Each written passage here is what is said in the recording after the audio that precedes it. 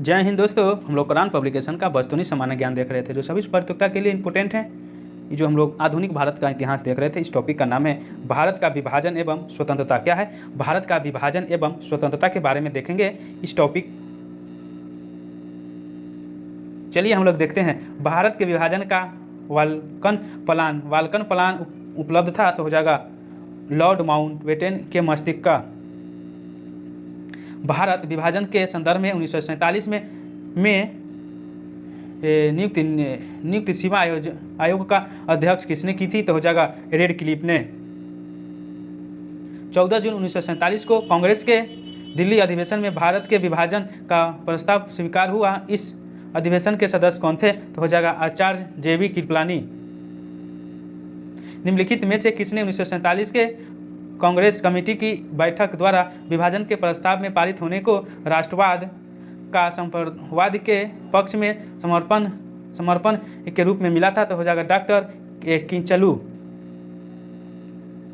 जब भारत को स्वतंत्रता प्राप्त हुई थी, UK में निम्न में से किस एक पार्टी की सदस्य थी? तो हो जाएगा लेबर पार्टी। कथन है और कारण है। कांग्रेस ने भारत को 1947 में स्वतंत्रता प्रदान की।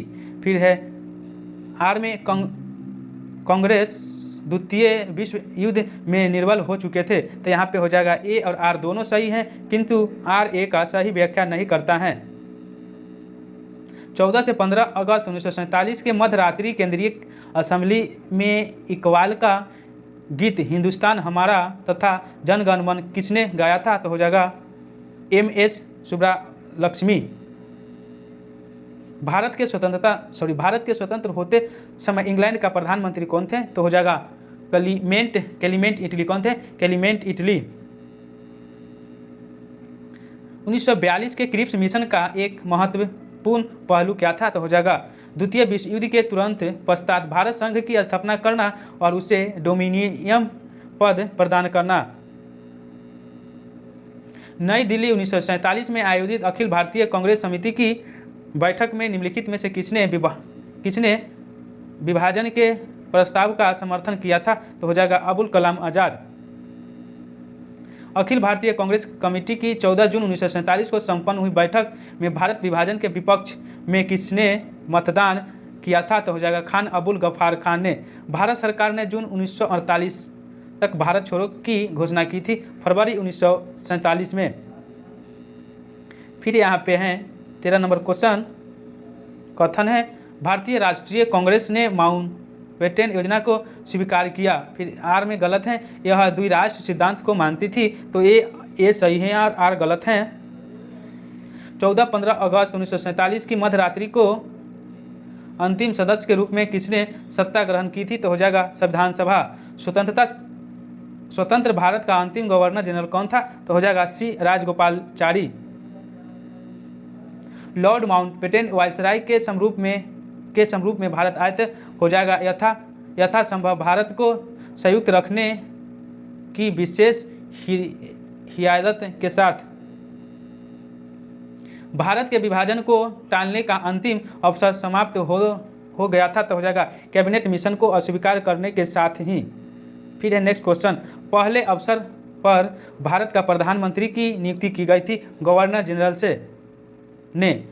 कौन सी योजना भारतीय स्वतंत्रता का आधार बनी? तो हो जाएगा माउंटबेटन योजना। भारत के विभाजन के विकल्प के रूप में गांधी जी ने माउंटबेटन को सुझाया था। तो हो जाएगा जिन्ना को सरकार बनाने के लिए आमंत्रित करें। स्वतंत्र भारत के पहले भारतीय गवर्नर जनरल कौन थे? तो हो जाएगा राजगोपालाचारी। स्वतंत्र भारत के प्रथम गवर्नर जनरल कौन था? तो हो जाएगा राजगोपालाचारी। माउंटबेटन योजना आधारित बनी है देश के विभाजन की। फिर यहाँ पे है 24 नंबर क्वेश्चन। लॉर्ड माउंटबेटन की अध्यक्षता में कौन बनी विभाजन परिषद की में भारतीय राष्ट्रीय कांग्रेस का नेतृत्व किया था? तो यहाँ पे हो जाएगा ऑप्शन नंबर 2 है। 2 में क्या है? 2 और 3 होगा। जवाहरलाल नेहरू ने और सरदार पटेल ने। भारत का अंतिम वायसराय कौन था? तो हो जाएगा लॉर्ड माउंटबेटन। 15 अगस्त 1947 को निम्नलिखित में से कौन भारतीय राष्ट्रीय कांग्रेस का अध्यक्ष था? तो हो जाएगा JV कृपलानी। भारतीय स्वतंत्रता अधिनियम the Indian dependence act British संसद द्वारा पारित किया गया, तो हो जाएगा जुलाई 1947 में। भारतीय राष्ट्रीय कांग्रेस के 1946 में मेरठ में आयोजित अधिवेशन की अध्यक्षता किसने की थी? तो हो जाएगा JV कृपलानी। स्वतंत्र भारत के प्रथम विधि रेल मंत्री थे, तो हो जाएगा BR अम्बेडकर। भारतीय स्वतंत्रता अधिनियम 1947 प्रभावित हुआ था, तो हो जाएगा 18 जुलाई 1947 को। अगस्त 1947 स्वतंत्रता दिवस के समारोह में निम्नलिखित में से कौन नेता कहीं भी सम्मिलित नहीं हुआ? तो महात्मा गांधी। भारत के विभाजन से संबंधित माउंटबेटन योजना की सरकार तौर पर घोषित कब हुआ था? तो 3 जून 1947 को। भारतीय राष्ट्रवाद ब्रिटिश राज का शिशु था, वह कथन किसका था? तो हो जाएगा आर कोपलैंड को। निम्नलिखित में से किसने कहा कि ब्रिटिश शासन की सबसे अधिक महत्वपूर्ण उपलब्ध भारत का एकीकरण था? तो हो जाएगा KM मणिकर। संविधान को 26 जनवरी को लागू करने का निर्णय इसलिए किया गया क्योंकि कांग्रेस ने इस तिथि को 1930 में स्वतंत्रता दिवस के रूप में मनाया था। यहाँ पे क्वेश्चन समाप्त हुआ। जय हिंद, जय भारत।